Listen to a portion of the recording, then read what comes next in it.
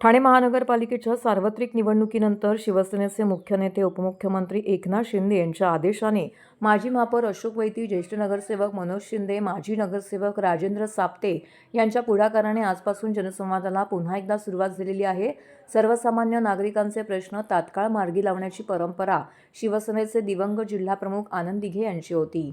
त्याच तालमीत घडलेल्या अशोक वैती, राजेंद्र साप्ते यांनी देखील ही परंपरा कायम राखत या जनसंवादाला सुरुवात केलेली आहे. सर्वसामान्य ठाणेकरांचे प्रश्न सोडवण्यासाठी माजी महापौर अशोक वैती, नगरसेवक मनोज शिंदे यांनी यापूर्वी जनसंवाद सुरू केला होता. त्यांच्या या जनसंवादाला नागरिकांनी देखील उत्स्फूर्त प्रतिसाद दिला आहे. अनेक नागरिकांच्या या जनसंवादात मोठ्या प्रमाणामध्ये समस्या सुटल्या आहेत. मधल्या काळात ठाणे महानगरपालिकेची सार्वत्रिक निवडणूक लागल्याने शिवसेनेचा जनसंवाद होऊ शकला नाही. मात्र आता निवडणुकीचा निकाल काय लागला आहे याकडे लक्ष न देता शिवसेना शिलेदारांनी जनतेसाठी पुन्हा एकदा हा जनसंवाद सर्वसामान्य नागरिकांच्या मागणीवरूनच सुरू केला आहे. आजच्या या जनसंवादाला शिवसेना ज्येष्ठ नेत्या अनिता बिर्जे, माजी महापौर अशोक वैती, नगरसेवक ठाणे लोकसभा संपर्क प्रमुख मनोज शिंदे, माजी नगरसेवक राजेंद्र साप्ते, शिवसेना गटनेते पवन कदम, पांडुरंग पाटील, माजी नगरसेवक जनार्दन खेतले यांच्यासह ॲडव्होकेट प्रियांका शिंगारे, रतन अवसरमूल अनेक मान्यवर पदाधिकारी येथे उपस्थित होते. इलेक्शन कालावधीनंतर थोडासा विश्रांती घेतल्यानंतर पुन्हा जनता दरबार सुरू झालेला आहे. यामध्ये नागरिकांच्या बऱ्याचशा तक्रारी असतात. टॅक्स संदर्भात असतील, पाण्याच्या संदर्भात असतील, किंवा मग SRAच्या संदर्भात असतात तक्रारी, किंवा मग काही छोट्या मोठ्या नगरपालिकेच्या माध्यमातून काही विभागातल्या नागरिक सुविधा असतील, ह्या देखील तक्रारी येत असतात. काही मुंबईच्या तक्रारी खास करून येतात.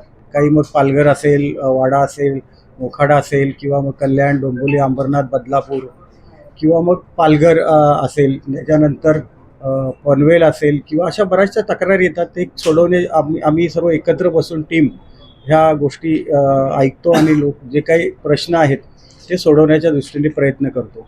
नक्की ह्याच्यामध्ये आपण पाहिलं असेल की बऱ्याचशा तक्रारी आपण सोडवलेल्या आहेत. आज नाही म्हटलं तरी 1000पेक्षा जास्त तक्रारी आपल्याकडेपर्यंत आलेल्या आहेत. आमचं आत्तापर्यंत 93 जनता दरबार झालेले आहेत. अजून एक 7-8 बाकी आहेत आणि 100व्या जनता दरबाराला शिंदे साहेब उपस्थित राहणार आहेत. आपण गटनेते आज या ठिकाणी पवन कदम आहेत. त्यांच्या माध्यमातून देखील महापालिकेचे काही कामं असतील ती त्यांना तशा प्रकारच्या विनंती केली जाईल. सूचना आम्ही करू शकत नाही, एवढे मोठे नाही आम्ही. विनंती करू आम्ही आणि ते तक्रारी जरूर सोडवतील. आणि ह्या ठिकाणी आम्ही एक टीमवर्क म्हणून काम करतोय. मनोज शिंदे साहेब आहेत, अनिताताई बिर्जे आहेत, साप्ते साहेब आहेत, या ठिकाणी संगारे मॅडम आहेत, ॲडव्होकेटचं काम करतायत, खेतले साहेब आहेत, आणि मी स्वतः. आम्ही एक टीम म्हणून काम करतो. कुठे आम्ही हा प्रमुख आहे तो प्रमुख आहे नाही, पण आम्ही बिर्जे बहिणींच्या उपस्थितीमध्ये आणि त्यांच्या अध्यक्षतेखाली काम करतो. नक्की त्यांनी दिघे साहेबांच्यापासून ही परंपरा सुरू ठेवलेली होती. त्यांना फार जवळून काम करण्याची पद्धत माहिती आहे आणि तेच काम आज शिंदे साहेबांच्या आदेशानुसार आपण ह्या ठिकाणी करतोय.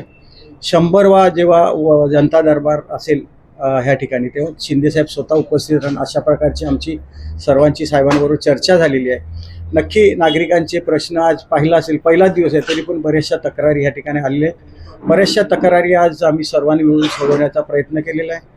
भविष्यामध्ये नागरिकांना एकच विनंती आहे, ज्या काही तक्रारी असतील कुठल्याही असतील त्या सोडवण्याच्या दृष्टीने धर्मवीर आनंद दिघे साहेब यांच्या आश्रमात आल्यानंतर सर्व ज्या तक्रारी आहेत शिंदे साहेबांच्या माध्यमातून सुटतील, अशा प्रकारची सर्वांना आमची सांगणं आहे. आणि आपल्या जे काही तक्रारी असतील त्या इथे येऊन आपल्या मांडल्या तर नक्की त्याच्यापासून एक चांगला आपण जाताना समाधानी व्हाल अशा प्रकारचं काम आमच्याकडून होईल. जनता दरबार हा चालूच आहे, परंतु मधले निवडणुकीच्या काळामध्ये सर्व व्यस्त असल्यामुळे काही स्थगित थोड्या वेळासाठी करण्यात आला. पुन्हा एकदा माजी महापौर अशोक वैती, आमच्या अनिताताई बिर्जे, साप्ते साहेब, आमचे गटनेते पवनजी, ॲडव्होकेट, आमचे प्रियांका, त्याच्यानंतर खेतले साहेब, अशी बरीचशी मंडळी ह्याच्यामध्ये दिघे साहेबांनंतर एकनाथ शिंदे साहेबांनी हा दरबार हाती घेतला. त्याच्यानंतर काही जबाबदाऱ्या आमच्यावर दिलेल्या आहेत. आम्ही मंगळवार आणि गुरुवारी या ठिकाणी नेहमी लोकांच्या अडीअडचणीसाठी त्यांच्या दुःखासुखामध्ये त्यांच्या माध्यमातून हा दरबार आम्ही चालू केलेला आहे आणि प्रचंड प्रतिसाद मिळत आहे. लोकांच्या बऱ्याचशा गाऱ्हाड्या असतात, काही भिल्ल लोकांनी त्रास दिलेला आहे, काही महानगरपालिका कामं करत नाही, काही कलेक्टर ऑफिसला अडचणी आहेत, काही पोलीस स्टेशनच्या अडचणी असतात आणि मुळात अशा प्रकारचा दरबार हा फक्त इथे नाही तर एकनाथ शिंदे साहेबांच्या आदेशानुसार संपूर्ण महाराष्ट्रामध्ये आमचे प्रत्येक जिल्ह्याचे जिल्हाध्यक्ष असू दे, त्या भागातले नगरसेवक असू दे, गटनेते, महापौर असू दे, हे वैयक्तिकरित्या लोकांपर्यंत पोचतात. आणि मला असं वाटतं की शिवसेना हा पक्ष, बाळासाहेबांचा पक्ष, आनंद दिघे साहेबांचा पक्ष हा फक्त लोकांच्या अडीअडचणीसाठीच तयार झालेला पक्ष आहे. आम्ही विकासासाठीच या ठिकाणी कामं करत असतो.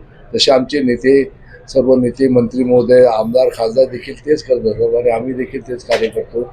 आम्हाला काम करणं हेच आमचा एकमेव शिवसेनेचा हेतू, तो आम्ही साध्य करत असतो. या ठिकाणी प्रचंड प्रतिसाद मिळतो. आपणही बघता, बाकी काही लोक आपल्या स्वार्थासाठी इलेक्शन आले म्हणून करत असतात, काही कोणतरी मंत्री झालं म्हणून करत असतात, कोण काय झालं म्हणून, आणि नंतर ते विसरतात लोकांना. पण आम्ही या ठिकाणी दरबार पण करत असतो. पण घरातनं अडचण आलेला माणूस घरात बाहेर पडला की लगेच आमची शाखा कार्यरत असते. म्हणजे ती 24/11 काम करत असते.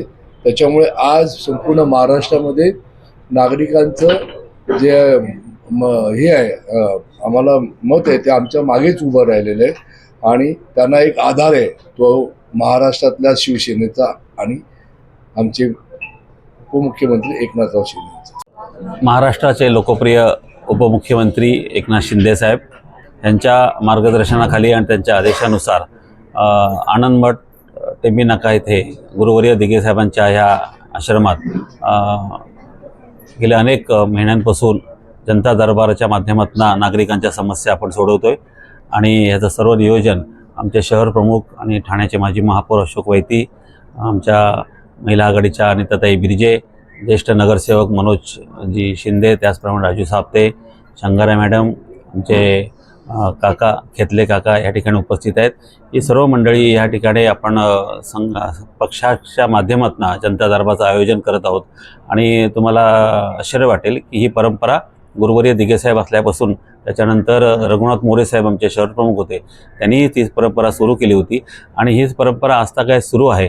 आणि ह्या माध्यमातून विशेष करून ग्रामीण भागातून अनेक नागरिक ह्या ठिकाणी येतात. स्टेशनच्या जवळ हा परिसर आहे, कलेक्टर ऑफिस बाजूला आहे, जिल्हा परिषद आहे, त्याच्यामुळे नागरिकांच्या ग्रामीण भागातल्या अनेक समस्या असतात आणि त्या समस्या सोडवण्याचं काम ह्या सर्व ज्येष्ठ नगरसेवकांच्या माध्यमातून आणि पदाधिकाऱ्यांच्या माध्यमातून या ठिकाणी होतं. साहजिकच ठाणे महापालिकेच्या निवडणुका आता झालेल्या आहेत.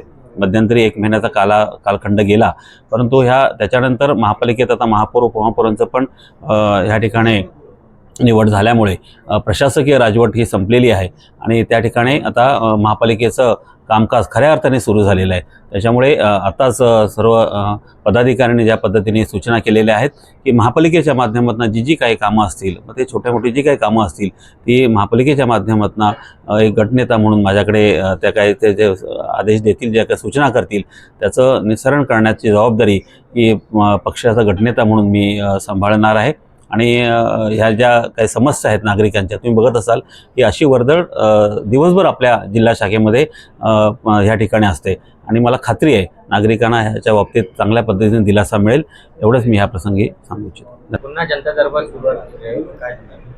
पुन्हा म्हणजे जनता दरबार थोड्या कालावधीसाठी इलेक्शनच्या बंद केलेला होता, आता पूर्ववत तो पुन्हा चालू झालेला आहे आणि दिघे साहेबांच्या ऑफिसमध्ये आणि शिंदे साहेबांच्या याने हा जनता दरबार जो चालू आहे, इथे संपूर्ण महाराष्ट्रातून लोक येत आहेत काम करून घेण्यासाठी.